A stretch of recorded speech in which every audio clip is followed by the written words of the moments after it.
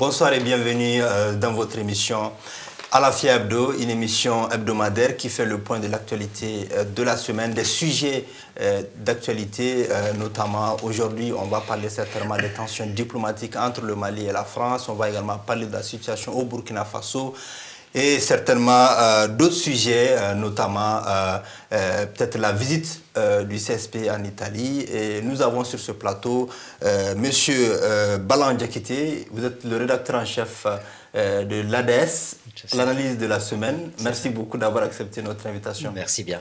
Nous avons également avec nous sur ce plateau M. Modibo Maoumakalou, vous êtes économiste malien. Merci beaucoup d'avoir accepté notre invitation. Merci de m'avoir invité. Ensuite, nous avons M. Sidi Touré du Parena, vous êtes le chargé de communication de ce parti. Merci beaucoup d'avoir accepté notre invitation. Merci. Voilà, donc Balan Diakité, vous l'aurez compris, aujourd'hui il y a une brouille diplomatique entre le Mali et la France après une escalade verbale qui fait suite à une escalade verbale. Vous déjà, vous êtes de l'analyse de la semaine. Quelle est votre première analyse? Merci bien pour l'invitation. Je remercie mes co-débatteurs et aussi tous ceux et celles qui nous regardent aujourd'hui à travers la FIA TV. C'est vrai que nous assistons à une escalade de tensions entre les deux pays depuis un moment. Effectivement, on peut même dire depuis le renversement du régime Ibeka, parce que le coup d'État du 18 août n'a pas été apprécié par la France dès le début, il faut le noter. Et par la suite, la question Wagner a été posée sur la table. La France a encore une fois de plus laissé entendre qu'elle n'est pas pour l'intervention de cette groupe paramilitaire russe au Mali. Donc, crescendo, les tensions sont montées entre les deux pays. Et aujourd'hui, c'est quand même une première de voir que la République du Mali ait demandé à l'ambassadeur de France de quitter le territoire malien. Donc, cela témoigne encore une fois de plus de la nature conflictuelle et aussi, si vous voulez, de la tension aujourd'hui qui anime les deux pays. Mais je pense que ces tensions doivent être analysées d'abord sur la base du contexte politico-sécuritaire du Mali, d'une part, parce que tout ce qui se passe actuellement, c'est lié aux enjeux sécuritaires. C'est parce que, effectivement, la présence des forces militaires étrangères au Mali depuis presque 10 ans n'arrive pas à donner des résultats probants, voilà, du point de vue des autorités maliennes et de la majorité des Maliens dans leur ensemble. Cet aspect sécuritaire, il doit être pris en compte dans l'analyse. Et dans un deuxième temps, le deuxième élément, à mon avis, qui est important, c'est aussi les divergences de priorité entre la France et le Mali. Parce que pour le moment, les autorités maliennes pensent que cette transition, c'est le moment idoine pour refonder l'État malien, pour restaurer l'autorité de l'État, pour permettre le retour de l'État sur l'ensemble du territoire national. Et cela ne peut pas se faire dans la précipitation, ou au pire des cas, on va vers des élections et on tombe effectivement dans une autre crise post-électorale. Donc c'est ça le point de vue des autorités maliennes. Et du côté de la France et de la communauté internationale de façon générale, on est dans une logique de retour rapide à l'ordre constitutionnel, à un retour à la démocratie, aux institutions républicaines. Et ce point de vue des autorités maliennes et de la communauté internationale témoigne effectivement d'une divergence ou, si vous voulez, d'une sorte d'antagonisme de point de vue ou de paradigme entre les deux parties qui fait qu'aujourd'hui, il est difficile effectivement de trouver un point d'entente entre les deux parties. Très bien. Alors, Modibo Maoumakalou, est-ce que vous trouvez en tout cas la décision d'expulser Joël Meyer, l'ambassadeur français, efficace? Est-ce que ces tensions sont véritablement nécessaires? Je pense que nous ne connaissons pas tous les points qui entourent cette décision. Moi, je vends certaines actions et en tout cas certains faits, mais nous ne sommes pas au courant de tout ce qui se passe parce que vous savez que nous n'avons pas d'ambassadeur en France depuis 2019. et qu'il y a 2 ambassadeurs qui ont été proposés et qui n'ont pas été acceptés. Donc l'actuel chargé de mission qui se trouve en France vient d'être nommé en Espagne. Donc ça, c'est un des aspects. Mais il y a une complète divergence au niveau des points de vue sur la politique, la lutte contre le terrorisme au Sahel, entre Bamako et Paris, c'est-à-dire entre les autorités de la transition et les autorités françaises, notamment en ce qui concerne le redéploiement de Barkhane et le déploiement de la force Takuba, qui est, parce que comme vous le savez, il y a un désengagement de Barkhane qui a réduit ses effectifs et puis aussi qui a libéré certaines bases au nord du Mali, pour se redéployer au niveau de la frontière du Mali. J'aime pas ce terme 3 frontières parce que géographiquement, on vient nous imposer, on nous dit que Mopti c'est le centre maintenant. Et quand vous dites centre, nord, sud, ce sont des termes géographiques et militaires qui nous sont imposés. Au Mali, on n'a jamais dit la région du centre, on a toujours dit la région de Mopti. Et ce qu'on appelle la région entre la frontière Mali, Burkina, Niger, c'est le Liptako Gourma.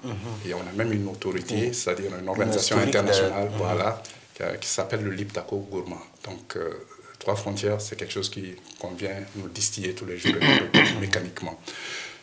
Donc, il y a le redéploiement de Barkhane, comme je l'ai dit, le désengagement d'une partie des troupes, mais aussi le déploiement de Takuba, qui est une décision du Conseil européen, et c'est-à-dire que ce sont les forces spéciales européennes qui vont se redéployer dans cette zone du Liptako Gourma, parce qu'apparemment, on semble croire que la menace terroriste se déplace du nord vers cette zone, et aussi vers les pays côtiers. Donc, le golfe de Guinée. Voilà, des pays du golfe de Guinée. Et d'ailleurs, le Bénin, la Côte d'Ivoire ont déjà ressenti cela un peu. Donc, il s'agit de voir quelle est la stratégie à mener. Donc, je pense qu'il fut un temps où les décisions étaient prises et puis nos autorités étaient informées. Et je pense que maintenant, nos autorités ont décidé de s'impliquer. En fait, c'est ça la bonne voie, parce que vous savez, en matière de partenariat, c'est au pays lui-même, souverain, de coordonner l'assistance extérieure, que ce soit les ressources humaines, que ce soit les ressources militaires. Ce n'était pas le cas jusque-là? C'est ce que je pense. C'est ce que je pense. Je pense qu'on prenait des décisions ailleurs et puis on les imposait à nos autorités. Et je pense que c'est cela qui est en train de changer. Est-ce que ce n'est pas juste une supposition ou c'est vérifié, quoi? C'est vérifié parce qu'il y a d'autres acteurs aussi. Et il fut un temps où les acteurs nous étaient imposés, parce que vous savez, au sein de la MINUSMA, par exemple, vous avez 61 nationalités et vous avez 12 des 15 pays de la CEDEAO. Ça fait beaucoup. Et ça fait beaucoup de ressources, non seulement civiles, militaires et policières aussi. Mais maintenant, il y a d'autres acteurs comme la coopération avec la Russie aussi, qui rentre en jeu, qui n'était pas présente auparavant. Et ça change la donne. Et vous avez vu qu'il y a certains pays européens qui ont même exprimé des doutes, d'autres ont même retiré leurs troupes. Je parle en l'occurrence du Danemark et de la Norvège, qui devaient rejoindre Takuba. Et l'Allemagne est en train de sérieusement réfléchir à sa présence au Mali. Et vous savez, les Britanniques aussi sont partis parce qu'ils sont sortis de l'Union européenne. Et actuellement, c'est la France qui préside l'Union européenne. Donc les 27 pays de l'Union européenne. Donc ça aussi, c'est une nouvelle donne. Donc ces pays seront solidaires de la France.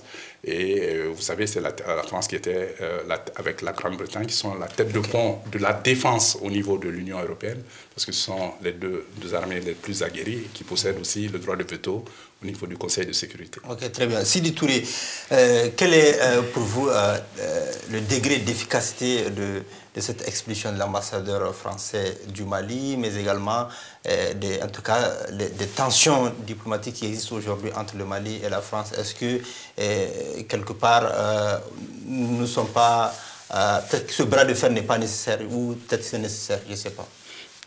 Bon, nous pensons qu'il faut travailler pour la désescalade, parce que les deux pays ont des liens historiques très très forts. Il y a des liens de sang qu'on ne peut pas ignorer. Les Maliens, lors de la Deuxième Guerre mondiale, se sont battus pour la libération de la France. En 2012, la France est venue pour prêter main forte aux Maliens afin de stopper les djihadistes. Au-delà de ça, il y a une grande communauté malienne quand même en France, qu'on ne peut pas ignorer. Donc, nous pensons qu'il faut travailler pour la désescalade parce que ces deux pays ont des intérêts liés. Et ce qui nous préoccupe actuellement est plus important que les joutes verbales, l'escalade verbale que nous constatons, c'est-à-dire que sur les médias de part et d'autre. Quand vous dites des intérêts, vous parlez par exemple de ce qu'a par exemple a dit Marine Le Pen qui parle de 12% du PIB, en tout cas malien, qui en tout cas lié à... Oui, nous devrons travailler pour préserver nos intérêts. Nous devrons travailler aussi pour la sécurité de notre pays, on doit y penser. Parce que la sécurité, est-ce qu'elle n'est pas une question de souveraineté pas... Je n'en disconviens pas, la question ne se pose même pas. Dire que la question est la souveraineté, la sécurité est une question de souveraineté, pour moi, c'est-à-dire que c'est un pléonasme, ça ne se dit même pas. Parce que le rôle d'un État, le rôle premier d'un État quand même, c'est d'assurer la sécurité des personnes et de leurs biens sur l'ensemble du territoire. Et aujourd'hui, les Maliens ont le droit de coopérer avec n'importe quel État pour assurer leur propre sécurité. Donc moi, je pense qu'à la matière, il ne doit pas y avoir trop de vagues autour de cette question-là. Donc entre en tout cas, nos deux États... ne semble pas accepter la présence d'autres forces, notamment Wagner, qui, on peut dire, des forces russes. Nous avons aujourd'hui le droit de coopérer avec la Russie. Et tout le monde sait que l'URSS, en un moment donné, a joué quand même un grand rôle et dans la formation de notre armée et dans la formation justement de beaucoup de cadres de ce pays-là. Donc, travaillons justement, c'est-à-dire qu'avec des États qui sont légalement reconnus pour assurer notre sécurité et personne ne peut nous empêcher justement, c'est-à-dire que de coopérer avec un autre État. Donc, aujourd'hui, pour la sécurité du Mali, on ne doit pas rester, c'est-à-dire qu'entre les mains d'un seul pays, on a la possibilité de développer des partenariats avec d'autres États. Mais la situation actuelle, quand même, requiert beaucoup de sérénité, beaucoup de calme, et on doit travailler justement à la désescalade parce qu'on a une crise extrêmement profonde et je pense que la résolution de cette crise-là est plus importante que les joutes verbales que nous voyons de part et d'autre. Donc le pays aujourd'hui n'en a pas besoin et il faut travailler pour pouvoir calmer la situation afin que les choses puissent rentrer dans l'ordre. Bien, Balandjé, est-ce qu'on peut craindre une guerre par procuration au Mali? Et quand je dis une guerre par procuration, c'est véritablement pour dire est-ce qu'il n'y a pas un clash militaire, des affrontements possibles, en tout cas sur le territoire malien, entre occidentaux et russes, dans l'avenir? Je ne sais pas, je m'inscris dans la prospective, quoi. Oui, en réalité, le voile de fond de votre question, c'est de savoir est-ce que le Mali aujourd'hui, c'est un enjeu géostratégique pour les pays? Oui, évidemment. Aujourd'hui, force est de reconnaître que le Mali, à travers bien évidemment l'implication de plusieurs types d'acteurs, le Mali est aujourd'hui, surtout le Sahel de façon globale, est devenu effectivement un terrain, un enjeu géostratégique pour les puissances internationales. Mais qu'à cela ne tienne, il faut rectifier quand même quelque chose parce qu'on l'entend ici et là, un peu partout, c'est qu'une guerre froide n'est plus à l'ordre du jour. Voilà. C'est pas la peine d'opposer parce que on le fait couramment au Mali, on oppose la France à la Russie comme si... Je rappelle que Macron doit se rendre en Russie. Voilà, comme si... Exactement, comme si nous étions à l'époque de la bipolarisation, alors que la bipolarisation a cessé d'exister depuis les années 1990. Aujourd'hui, les grandes puissances ont des intérêts. Mais puisque l'Europe refuse aussi de s'autonomiser, d'avoir une autonomie stratégique vis-à-vis de l'OTAN, et l'OTAN qui s'approche aussi de la Russie de plus en plus, et on ne peut pas dire qu'il n'y a pas de risque à ce niveau-là. Non, je crois que chaque État cherche à défendre tout simplement ses intérêts, et il y a le jeu des alliances dont vous venez d'évoquer tout de suite, mais est-ce que ces jeux d'alliances permettent aujourd'hui de dire que sur la scène internationale nous sommes dans une bipolarisation ou bien dans une guerre froide. Je ne le pense pas parce que effectivement ce concept ne sied plus dans le contexte global actuel. Aujourd'hui, les États sont engagés dans le Sahel, notamment les puissances internationales, dans le cadre de la lutte contre le terrorisme. Et bien vrai que effectivement sur la question ukrainienne, il peut y avoir des divergences entre les Occidentaux et la Russie, mais n'oublions pas que les Occidentaux et la Russie, ils ont effectivement d'autres terrains où, où ils peuvent se rencontrer et discuter et réajuster leurs intérêts sans que nos États ne soient présents, notamment à travers, bien évidemment, le Conseil de sécurité de l'ONU. Donc, tout n'est pas dit. Et en tant qu'État en voie de développement, en tant qu'État qui n'a pas tous les leviers pour assurer sa sécurité, moi je pense que les autorités maliennes doivent faire acte d'intelligence profonde. Mais les femmes montent en puissance aussi. Mais bien sûr, acte d'intelligence profonde pour ne pas en fait fier tout leur sort entre les mains soit de la Russie ou entre les mains de la France. Il faut diversifier les partenaires, mais sans pour autant effectivement se rallier derrière une puissance comme si nous étions dans les années 80. Quoi. Même dans les années 80, le Mali n'a pas fait ce choix. Nous rappelons que sous Modibo Keïta, c'était le neutralisme positif. On était dans le non-alignement. On ne s'était pas aligné soit juste derrière la France ou soit juste derrière la Russie. Donc je pense que c'est cette attitude qui doit être prévalue aujourd'hui par les autorités maliennes, voir dans le cadre de la coopération quels sont les partenaires qui peuvent effectivement nous apporter plus de sécurité et avec quels partenaires on peut le mieux préserver nos intérêts économiques, politiques et sécuritaires. Ok, très bien. Alors, Modibo Mahamat-Kaloui, la France se donne une dizaine de jours pour décider, pour statuer sur l'avenir de l'opération Barkhane au Mali, mais aussi de Takuba, parce que Gabriel Attal, le porte-parole de l'Élysée, en tout cas le porte-parole du gouvernement français, l'a dit récemment. Vous, est-ce que vous pensez qu'aujourd'hui la France doit plier bagage? Non, la France est là par son propre choix. Et puis c'est le choix des Européens d'être là. Je dis, la France... C'est pas nous qui avons appelé la France. Nous avons appelé la France, mais la France est à l'intérieur de la MINUSMA. C'est le Conseil de sécurité qui a quand même... parce qu'au départ, on était à Serval, mais maintenant, la France est avec... La MINUSMA n'avait pas une... je ne sais pas comment dire, n'était pas...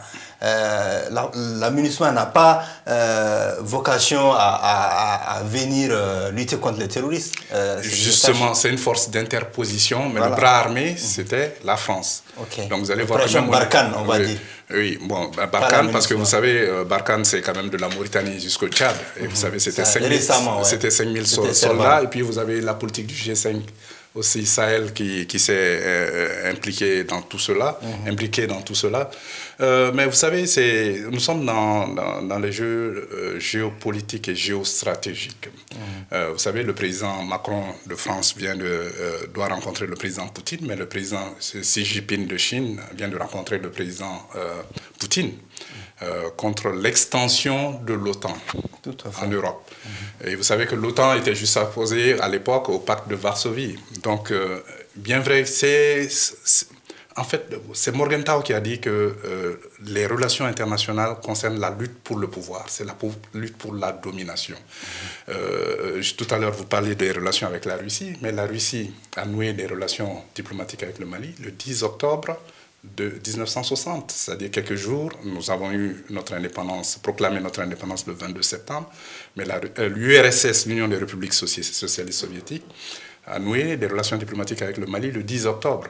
Et l'ambassade a ouvert en février 1961, quelques jours après que le président Modibo Keïta ait demandé le départ des troupes françaises.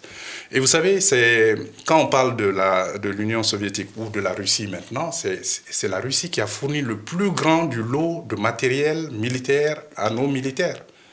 Et c'est elle aussi qui a formé, avec les engins lourds, la flotte aérienne, tout cela, c'était du ressort de la Russie. Donc c'est le retour de la Russie, quoi. Non, bon, le retour de la Russie date de quand? Parce que c'est Poutine, après l'éclatement de l'URSS, c'est Poutine, après le sommet de Sochi, parce qu'avant le sommet de Sochi, le G20 s'était réuni en Afrique du Sud, mais en octobre 2019, lors du sommet Afrique russe, Russie qui s'est tenue à Sochi, en URSS, en Russie plutôt. La Russie a décidé de se reprojeter en Afrique. Donc il y a presque 20 accords de coopération avec les pays africains, y compris l'Afrique du Sud, le pays le plus industrialisé d'Afrique. Donc les Russes ont repris leur coopération vers l'Afrique, non seulement la coopération militaire, mais aussi la coopération économique. Et vous savez, les Chinois ont la route de la soie. Et maintenant, Biden, le président des États-Unis, a annoncé l'arrivée des Américains en Afrique. Déjà, ils ont déjà une vingtaine de bases qui vont renforcer. Et donc, au Moyen-Orient d'ailleurs. Voilà. Donc l'Afrique est un enjeu majeur pour ces puissances parce que non seulement nous avons... Donc ce n'est pas une sage décision pour la France de quitter le Mali. Mais la France ne va pas quitter le Mali. J'ai entendu M. Le Drian au Sénat, ou en tout cas... Il faut rassurer les téléspectateurs, on sait. Monsieur Le Drian... Il y a pas mal de gens qui veulent que la France quitte là. Non, je ne dis pas qu'ils doivent quitter ou pas. Je dis, M. Le Drian a dit hier devant les parlementaires français que la France est là pour lutter contre le terrorisme et ne va pas s'en aller. De sitôt. Ça, c'était hier au Parlement français. Donc, c'est jamais. Maintenant, est-ce qu'il sera contraint à partir? Ça, c'est une autre question. L'avenir nous le dira. Parce qu'il y a quand même des enjeux électoraux là. Oui, les enjeux électoraux et la diaspora malienne fait partie de ces enjeux électoraux parce que vous savez, nous avons la plus forte communauté d'Afrique subsaharienne en France. Et ces gens, nos compatriotes là-bas votent. Donc, c'est pour cela qu'il y a une certaine désescalade, je pense, en tout cas. Mais aussi faire face à Eric Zemmour aussi, qui monte en puissance. Je pense que c'est factice. Ah, ok. Factice alors aussi du Touré. Pour vous, est-ce qu'aujourd'hui, la France, véritablement, a intérêt encore à rester au Mali? Avec tout ce qui se passe, tout ce qui se dit. Bon, vous savez, moi je ne suis pas quand même le porte-parole de l'État français. Absolument, bien sûr, votre point de vue. C'est là, normalement, les autorités françaises doivent être auditionnées quand même au sein du Parlement pour pouvoir se prononcer par rapport à cette question-là. Donc nous attendons dans les jours à venir quelle est la décision que la France va prendre, quoi. Moi, ce qui m'importe, c'est le sort du Mali, quoi. Nous, en tant que Maliens, on doit quand même s'inscrire dans l'optique comme quoi qu'un jour viendra, ils vont partir. Avec la montée en puissance des femmes, vous avez espoir. Voilà, maintenant, nous-mêmes, on doit travailler sur notre outil de défense. Pour ce faire, on a la possibilité justement de diversifier nos partenaires et de bâtir une armée solide. Aujourd'hui, l'Afrique est devenue justement un terrain d'enjeu et c'est à nous, Maliens, justement, de le comprendre et de nous préparer en conséquence pour que nos pays-là, c'est-à-dire qu'ils ne soient pas quand même à la merci des grandes puissances qui viennent ici simplement pour puiser nos matières premières et en même temps laisser nos populations dans la misère. Donc, nous, on doit avoir une vision stratégique, que ce soit au plan militaire, que ce soit au plan politique et en même temps au plan économique. Parce qu'en réalité, in fine, la question importante, c'est quoi? C'est que dorénavant, notre sécurité nous incombera. On ne peut plus continuer à compter sur quelqu'un d'autre pour assurer notre sécurité.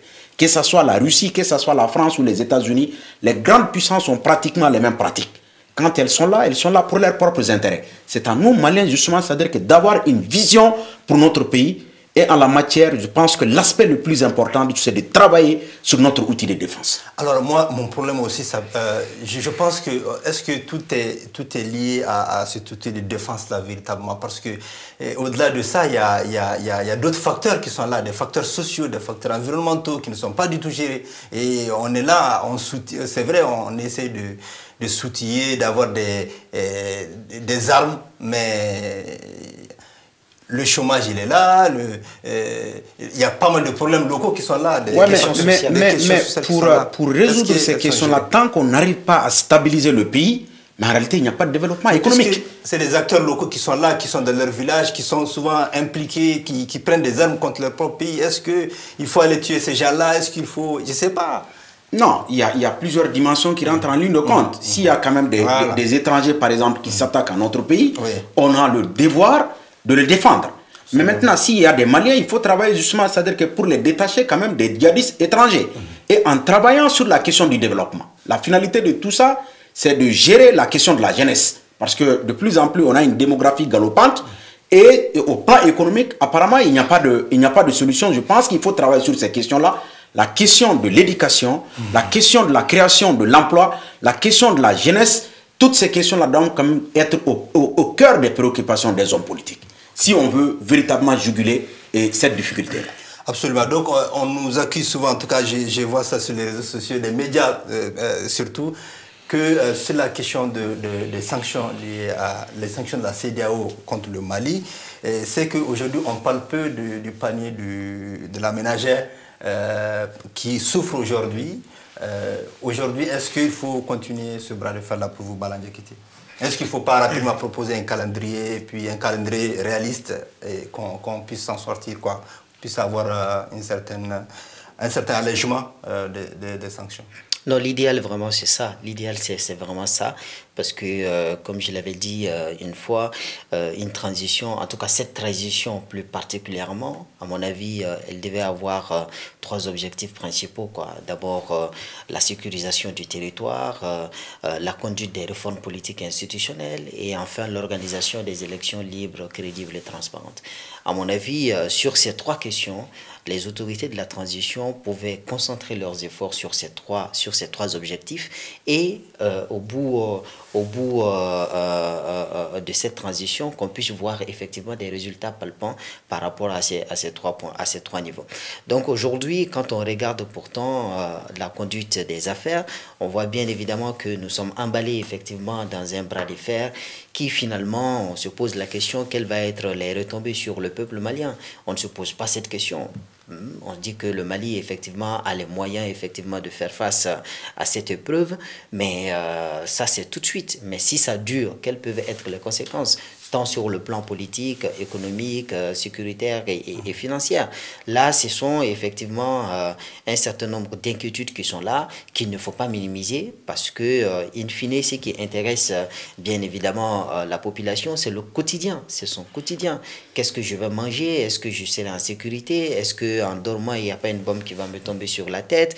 Donc, ces questions doivent être au cœur même de l'action des autorités actuelles. Donc, je pense qu'actuellement, il faudra faire en sorte que on puisse aller vers une désescalade de ces tensions avec les pays qui nous entourent d'abord, qui sont les pays membres de la CEDEAO, parce que étant dans l'autarcie, dans un monde aussi globalisé comme nous le connaissons aujourd'hui, on ne pourra pas s'en sortir. Ça, c'est une évidence. Dans le long terme, on ne pourra pas tenir, c'est une évidence.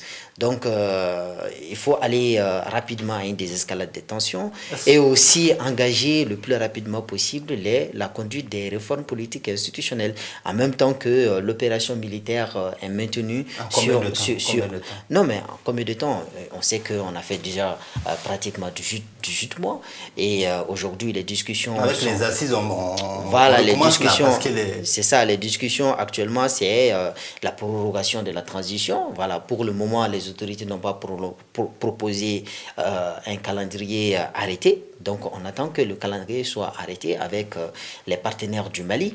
Et une fois que cela est fait, maintenant, rentrer maintenant dans le vif du sujet à travers, bien évidemment... Le calendrier, ça devait être fait avec les Maliens. C'était l'objectif, l'un des objectifs. Mais bien sûr, un premier calendrier a été fait avec les Maliens. C'est ça. Quand on a parlé des 18 mois pour la première fois, c'était avec des Maliens que la décision a été prise.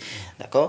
Et après, les autorités de la transition se sont rendues compte que ces 18 mois leur paraissaient insuffisant pour conduire les travaux qui étaient attendus d'eux. Donc aujourd'hui, vu que le temps avance, le temps passe, le temps coule, c'est à nos autorités de faire preuve de pragmatisme, de faire preuve de méthode aussi dans le choix. C'est ça, c'est ça. C'est-à-dire qu'il faut hiérarchiser les priorités. On sait qu'aujourd'hui, actuellement au Mali, tout est prioritaire. L'éducation, c'est prioritaire, la santé, c'est prioritaire, la sécurité, c'est prioritaire, etc., etc. Mais parmi les priorités, il y a des priorités. Surtout pour une transition. Voilà, surtout pour une transition. Donc, compte tenu du contexte sécuritaire, la sécurité vient d'abord. Ensuite, après la sécurité, il faut conduire les réformes politiques et institutionnelles parce que cette crise dans laquelle nous sommes aujourd'hui, c'est une crise institutionnelle aussi. C'est que depuis 1992, les institutions que nous avons ont montré leurs limites. Donc, raison de plus pour revoir ces institutions, donner une nouvelle dynamique à notre vie institutionnelle et démocratique. Et cela ne peut se faire qu'avec, bien évidemment, des réformes politiques et institutionnelles. Et après cela, organiser des élections parce qu'une transition n'a pas vocation à s'éterniser. oui, il faut organiser les élections, mais encore une fois, que ce soit des élections bien organisées, des élections transparentes, qui ne donnent pas lieu effectivement à des contestations post-électorales. Ok, très bien, merci beaucoup. Est-ce une bonne idée pour nous parce que nous avons décidé également de fermer nos frontières, je crois, et je crois bien. Est-ce que ça a été une bonne idée puisque... Non, je pense que c'était un geste politique. Ah, ok. Réciprocité. Bon, mais je pense que dans les faits, cela n'est pas possible parce que les produits de première nécessité continuent à venir. Absolument. Et vous savez, notre premier poste d'importation, ce sont les produits pétroliers. 28% de nos importations, c'est entre 700 et 800 milliards chaque année par les circuits officiels. Et vous savez aussi qu'on n'a pas de pétrole au Mali. Donc, si les frontières étaient fermées, vous et moi, nous n'aurons pas le carburant nécessaire. Ok, voilà. D'accord. Alors, vous dites quoi par rapport, en tout cas, au communiqué du ministre de l'Économie et des Finances, Alousseini Sanou, qui disait... en ces termes qu'à cause des restrictions et malgré les avoirs suffisants du Trésor public du Mali, dans ses livres, la Banque centrale n'a pas procédé au règlement d'une échéance. Donc rassure les investisseurs de sa volonté et de sa capacité à faire face à ces engagements.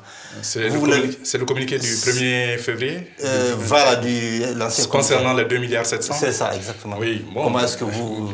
Bon, vous savez, moi, je ne suis pas surpris par cela. Et j'avais déjà annoncé que je crains que les sanctions ne soient renforcées contre le Mali. On m'a taxé de toutes sortes d'alarmistes, de ceci, cela.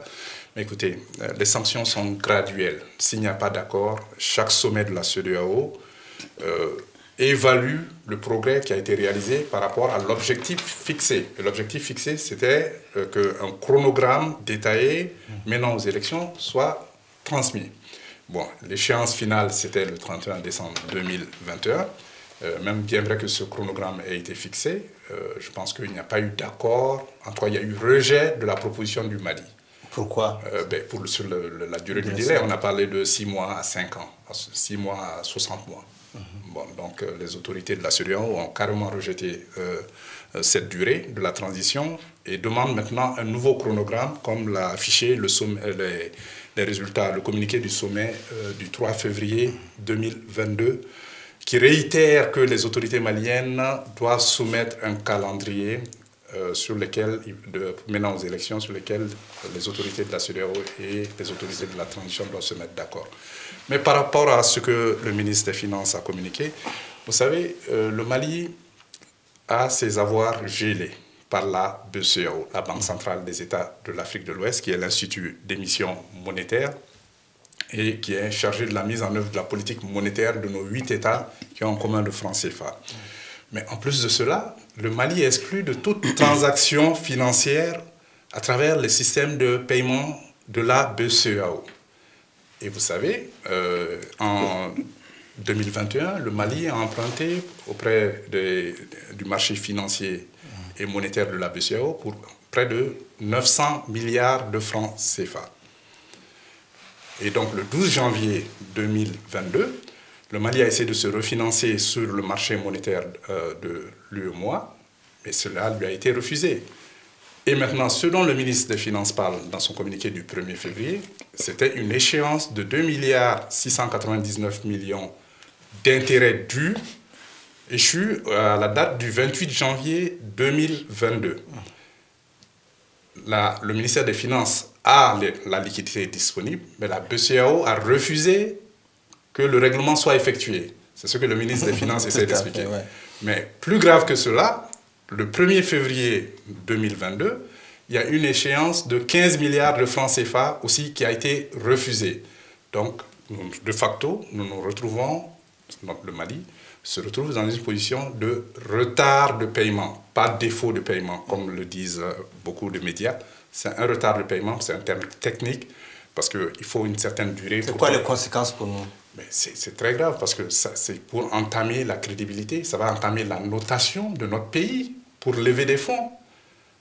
Donc quand nous, parce que vous savez, nous sommes dans un système où il y a des critères de convergence des économies, et au sein de l'UEMOA, c'est assez bien géré, donc il y a des conditions pour lever de l'argent sur le marché financier. Le déficit budgétaire est prévu, c'est-à-dire nos dépenses budgétaires en 2022 seront supérieures à nos ressources budgétaires de 618 milliards, et cela en grande partie est financé par le marché financier et monétaire de l'UEMOA.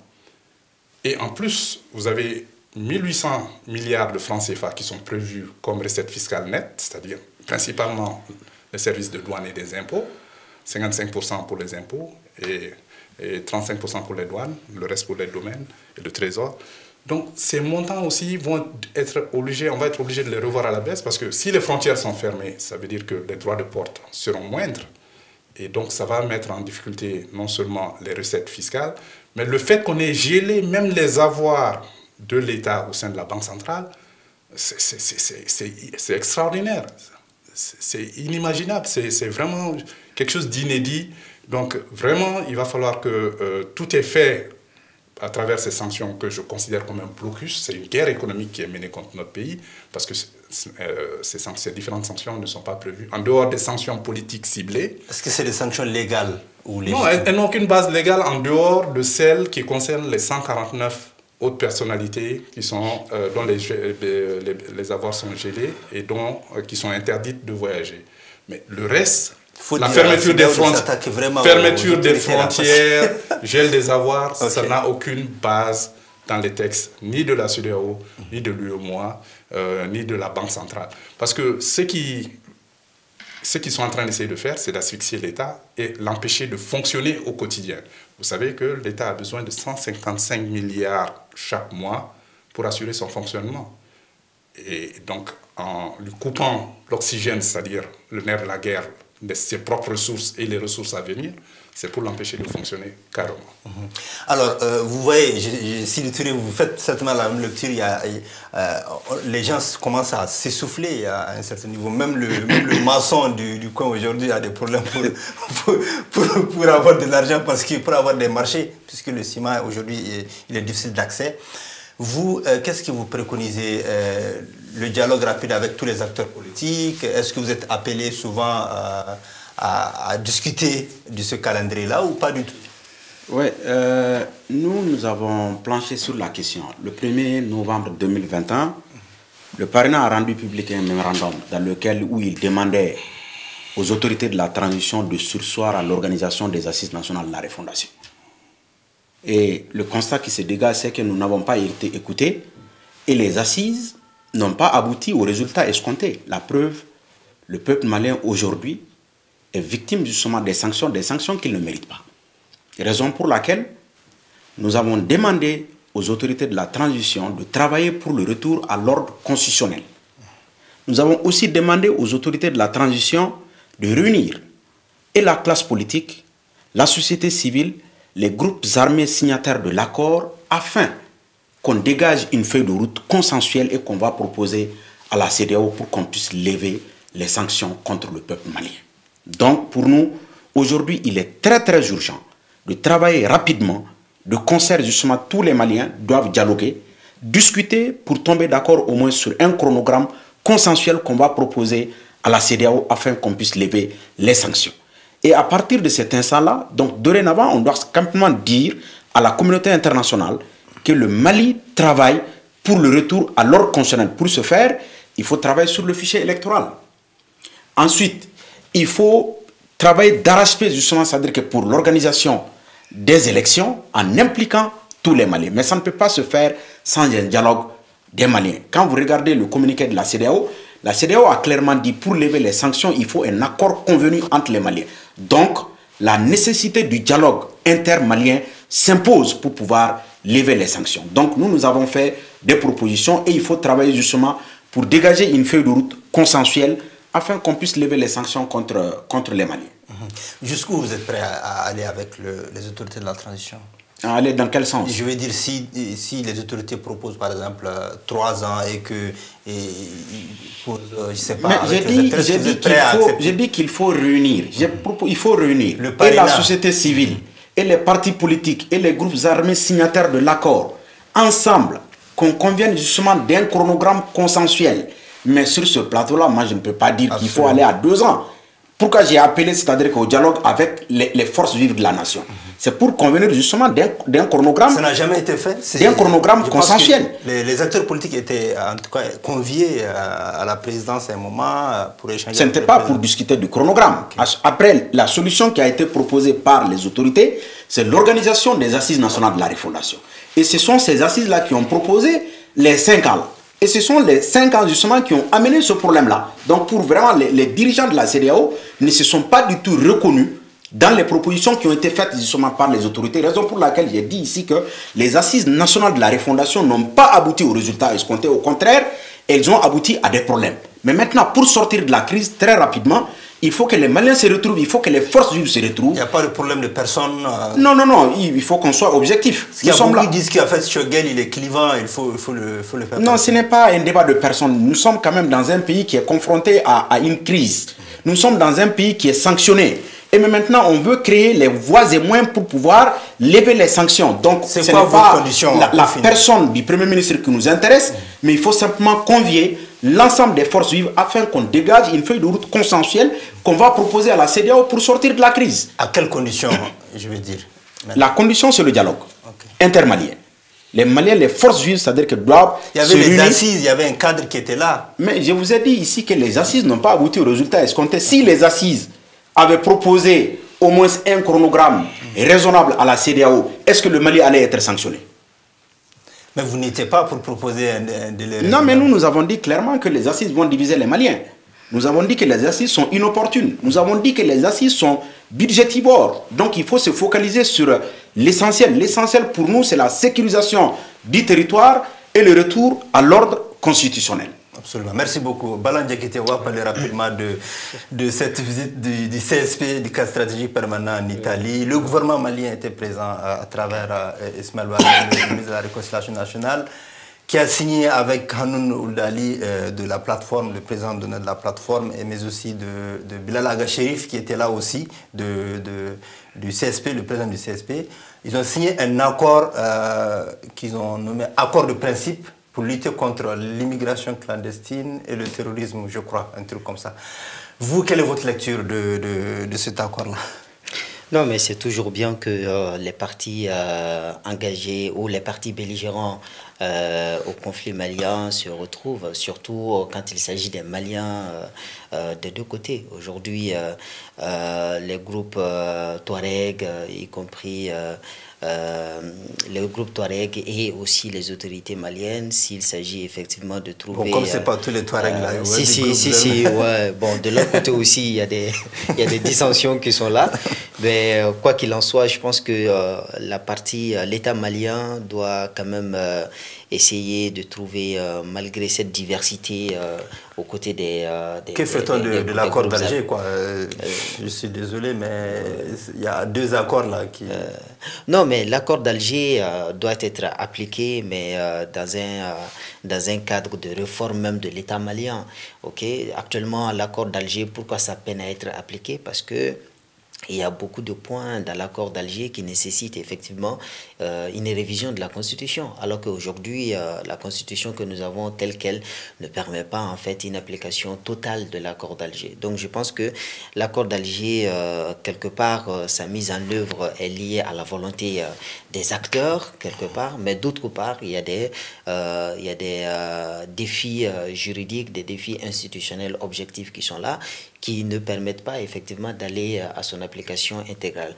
Mais qu'à cela ne tienne, vu que les défis sont déjà énormes, il y a des enjeux sécuritaires qui sont là, il y a le terrorisme. Si l'État malien peut trouver effectivement du côté des ex-rebelles Touareg, des partenaires ou encore des groupes de personnes qui sont quand même sensibles à la vision de l'État malien pour aller vers une sortie de cette crise de terrorisme ou de cette insécurité, je pense qu'il faut miser sur ces forces-là du côté des groupes Touareg pour effectivement engager une dynamique de sortie de crise. Ok, très bien. Mouroubou Maou Makalou, vous n'êtes pas surpris que le Burkina Faso ne soit pas sanctionné? Non, parce que après la première mission de la CEDEAO qui s'est rendue au Burkina, cette mission à laquelle s'étaient jointes les Nations Unies, lors de son communiqué de presse, ne tarissait pas d'éloges pour les nouvelles autorités du Burkina, les nouvelles autorités de la transition du Burkina. Elle ne tarissait pas d'éloges, donc je ne sais pas qu'est-ce qui s'est dit là-bas, mais apparemment il y a eu des belles promesses qui ont été faites par rapport au retour à l'ordre constitutionnel. et des gages ont été donnés à la CEDEAO et aux Nations Unies par rapport à un certain nombre d'activités qui allaient être menées par cette transition pour qu'on puisse retourner assez rapidement à l'ordre constitutionnel. On n'a aucun intérêt que le Burkina soit sanctionné parce que nous, est-ce que ça a un impact sur le Mali? Le Burkina, vous savez, nos trois principaux partenaires commerciaux dans la sous-région sont le Sénégal d'abord, la Côte d'Ivoire ensuite, le Burkina. Mais le Burkina est le seul de nos voisins avec lequel nous avons une balance commerciale excédentaire. C'est-à-dire qu'on leur vend plus de biens qu'ils ne nous vendent. Et ça, c'est une très bonne chose. C'est une bonne chose. Parce que quand vous vendez, vous vous enrichissez, mais quand vous achetez, vous vous appauvrissez. Et cela ne doit pas vous étonner d'ailleurs que les produits pétroliers, les produits pharmaceutiques que nous produisons très peu viennent de ces pays d'ailleurs. Donc ce n'est pas une coïncidence si on nous dit que les biens essentiels, les produits de première nécessité sont exemptés de ces sanctions. C'est à l'avantage des pays qui produisent cela et qui sont notamment le Sénégal et la Côte d'Ivoire. Ok, Sidi Touré, est-ce que vous pensez que les autorités burkinabées, les nouvelles autorités burkinabées ont une très bonne démarche, ont entamé, en tout cas, ont commencé avec en tout cas des belles perspectives, quoi? Bon, ce qui ressort des différents communiqués, les autorités burkinabées ont quand même rassuré la CEDEAO. À travers les différentes rencontres, des assurances ont été données pour le retour à l'ordre constitutionnel. Je pense que c'est ce qui a poussé la CEDEAO à ne pas prendre des sanctions contre le Burkina Faso. Donc dans les jours à venir, on sera suffisamment édifié par rapport au chronogramme proposé justement par les autorités burkinabées. Mais ce qui ressort justement des différents communiqués, c'est que les responsables de la CEDEAO ont eu quand même suffisamment d'assurance de la part des autorités burkinabées par rapport au retour à l'ordre constitutionnel. Donc c'est ce qui explique un peu le fait que le Burkina n'a pas été sanctionné, mais la CEDEAO veille toujours au grain justement pour l'adoption d'un chronogramme raisonnable afin qu'on puisse justement revenir dans la légalité. Vous trouvez légitime, par exemple, ce que la BCEAO a fait, parce que Mao Makalou en a parlé tout à l'heure, du gel des avoirs et même du refus de procéder au règlement. Vous, je sais que vous n'êtes pas économiste, mais quel est votre point de vue en tant qu'acteur politique? On n'est pas économiste, mais on est pénalisé quand même. Voilà. À longueur de journée, il y a des Maliens qui font des opérations dans des banques, il y a des opérateurs économiques maliens qui sont frappés par cette crise-là. Il y a pas mal de Maliens quand même qui sont victimes de la crise, donc on ne peut pas se réjouir de cette situation-là. Raison pour laquelle les autorités maliennes doivent rapidement créer les conditions nécessaires pour qu'on puisse sortir de cette situation-là. Parce que nul n'a intérêt à ce que la crise la perdure. Aujourd'hui, nous constatons de plus en plus quand même les conséquences justement de ces sanctions-là. Donc on ne peut pas se réjouir de la situation actuelle. Ok, merci beaucoup. Donc on va faire le dernier tour de table. Chacun me dira un sujet que en tout cas, dont il a souhaité parler et qu'on n'a pas évoqué rapidement. Aucun sujet. Vous n'êtes pas obligé, hein? N'est-ce pas, hein? Est-ce qu'il y a un aspect que vous avez souhaité? Oui, bon, peut-être que cette semaine, j'ai entendu que les autorités de la transition malienne souhaiteraient créer des universités dans certaines régions du Mali. Voilà. En tout cas, je pense que c'est la plus grande nouvelle, à mon avis, hein, la plus bonne, si on peut dire ainsi, que j'ai pu entendre. Encore, s'ils arrivent à opérationnaliser cela, je pense que ce serait une très très bonne chose pour désengorger un peu Bamako et permettre aussi une stabilité dans les régions. Parce que ce qu'on oublie là, le fait que tout soit concentré à Bamako là, c'est aussi un facteur d'instabilité. Hein. C'est vraiment un facteur d'instabilité. Il faut aller vraiment vers une décentralisation tant sur le plan économique, institutionnel, mais aussi sur le plan académique et universitaire. Et je pense que cette décision rentre effectivement dans cette dynamique-là. Peut-être que dans les jours à venir, on aura l'occasion peut-être d'en débattre là-dessus, mais l'initiative quand même, elle est bonne et elle est à saluer. Merci beaucoup, Mao Makalou. Modibo. Moi, ce que j'ai beaucoup apprécié, c'est la visite du président de la Commission de l'Union africaine. Comme vous le savez, la CEDEAO est une des communautés économiques régionales de l'Union africaine, une des 5 entités géographiques qui se trouvent en Afrique. Et M. Moussa, le président Moussa Faki Mahamat, ce qu'il a dit, c'est qu'il est venu pour écouter les autorités maliennes. et participer à la reprise du dialogue entre les autorités de la transition et la CEDEAO. Et je pense que ça, c'est un geste vraiment très noble et de bon augure. Et je pense qu'il a rencontré le président Macky Sall aussi, qui incessamment va être président de l'Union africaine, et le président Nana Akufo du Ghana, qui est président en exercice de la conférence des chefs d'État et de gouvernement de la CEDEAO. Et j'ai entendu aussi notre Premier ministre dire que les portes du dialogue sont toujours ouvertes. Donc je pense que c'est une avancée majeure, et je pense que les parties sont en train de se parler, et en espérant que l'Union africaine, qui a espéré que l'Algérie s'implique davantage dans la médiation, a déjà donné une esquisse de calendrier, d'échéance pour pouvoir mener aux élections que l'Algérie a repris à son compte. Et je pense que c'est de bon augure pour la négociation. Et à mon avis, je pense que la partie malienne aussi a fait une contre-proposition. Donc les négociations sont en cours, le dialogue est ouvert, les négociations vont permettre certainement de trouver un accord sous peu, j'espère. Et j'espère aussi surtout que les sanctions seront progressivement levées. Parce que vous savez, avant ces sanctions qui ont débuté le 9 janvier 2022, les prix ont augmenté dans les 8 pays de l'UEMOA de 6%. Et les denrées alimentaires constituaient 4,7% de ces 6%. Et vous avez 0,5% pour le logement et 0,2% pour les transports. Donc les pays qui ont partagé le franc CFA en Afrique de l'Ouest sont frappés de plein fouet par la hausse des prix, généralisée des prix. Si vous rajoutez les effets des sanctions, notre pays sera doublement frappé, et cela est injuste, parce que cela va réduire le pouvoir d'achat de nos concitoyens et les sanctionner pour des raisons qui ne leur incombent pas, qui sont des raisons politiques. Sidi Touré, merci. Non, bon, moi, c'est un vœu que j'aimais autour de cette table-là. Le Mali a la une justement des médias internationaux et nationaux, mais ce que je déplore, c'est qu'il n'y a pas... Les Maliens eux-mêmes ne se parlent pas. Comme l'impression qu'on a peur, c'est-à-dire que d'aller vers l'autre.